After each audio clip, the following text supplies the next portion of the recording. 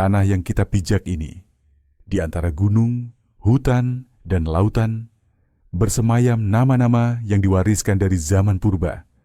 Sang Hyang, Dewata, Batara, Nyai, dan Ratu Laut. Tapi siapakah mereka sebenarnya? Apakah mereka Tuhan? Ataukah hanya makhluk gaib yang dipuja manusia karena kekuatan dan tipu dayanya? Di setiap penjuru Nusantara, kita mengenal banyak tokoh spiritual. Sang Hyang Baruna, yang disebut-sebut sebagai penguasa laut dalam dimensi para lelembut. Sabdo Palon, tokoh spiritual misterius yang dipercaya sebagai penunggu ilmu rahasia Jawa. Nyi Roro Kidul dan Nyi Blorong, yang memimpin istana-istana gaib di selatan. Mereka dikenal sebagai penjaga tanah, pelindung adat, bahkan roh agung yang disembah atau diberi sesaji. Tapi jika kita menelisik lebih dalam, benarkah mereka Tuhan? Ataukah mereka adalah jin, makhluk halus yang di masa lalu masuk ke alam manusia dan dipertuhankan? Fenomena ini tak hanya terjadi di Nusantara. Di Yunani ada Zeus, di Mesir ada Osiris, di India ada Shiva dan Brahma. Di dunia barat bahkan ada Lucifer, sang pembawa cahaya.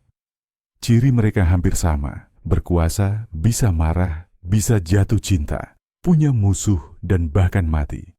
Tapi bukankah ini adalah sifat makhluk? Bagaimana mungkin Tuhan bisa terbunuh atau punya pasangan?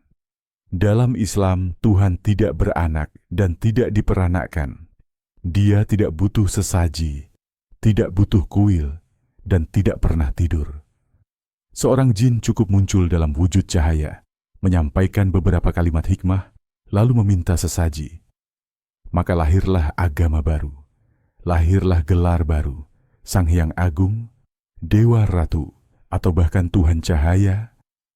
Inilah awal mula kegelapan spiritual. Jin tidak butuh disembah oleh semua orang. Cukup satu generasi manusia yang menyebarkannya secara turun-temurun. Maka jin itu akan hidup dalam legenda, dipuja dalam tarian, dan dipertahankan dalam adat. Hari ini, tipu daya itu tidak hanya dalam bentuk dewa. Ia hadir dalam bentuk lebih modern, kebebasan, spiritualitas tanpa Tuhan, cahaya, energi semesta. Lucifer disebut-sebut sebagai simbol kebebasan. Tapi kebebasan seperti apakah yang ditawarkan oleh makhluk yang pernah diusir dari langit? Jika para jin kuno memakai nama lokal, maka Lucifer adalah nama global. Jika dewa lokal butuh sesaji dan ritual, maka Lucifer butuh penerimaan pikiran. Tidak perlu kuil, cukup membiarkan egomu menggantikan Tuhan. Kita bukan menolak warisan leluhur, kita menghormatinya. Tapi warisan itu harus disaring, agar kita tidak mewarisi kesesatan. Islam datang bukan untuk menghapus tradisi, tapi untuk menyucikannya dari syirik, dari kultus, dari tipu daya jin. Satu-satunya Tuhan adalah Dia yang menciptakan langit dan bumi, yang tidak pernah butuh dipertahankan dengan sesaji, dan tidak bisa disamakan dengan makhluk.